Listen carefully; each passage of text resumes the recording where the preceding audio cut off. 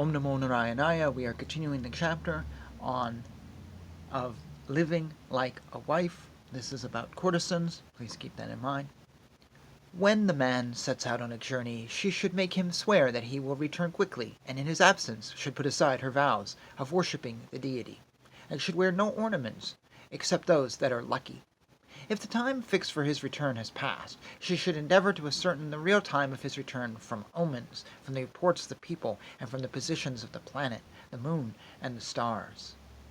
On occasions of amusement and of auspicious dreams, she should say, "Let me be soon united to him." If, moreover, she feels melancholy or sees any auspicious omen, she should perform some rite to appease the deity. When the man does return from home, she should worship the god Kama, and offer oblations to other deities, and having caused a pot filled with water to be brought by her friends, she should perform the worship in honor of the crow who eats the offerings which we make to the manes of deceased relatives. After the first visit is over, she should ask her lover also to perform certain rites, and this he will do if he is sufficiently attached to her.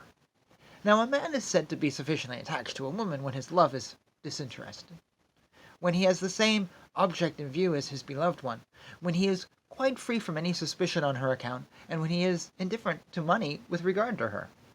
Such is the manner of a courtesan living with a man like a wife, and set forth here for the sake of guidance from the rules of Taka.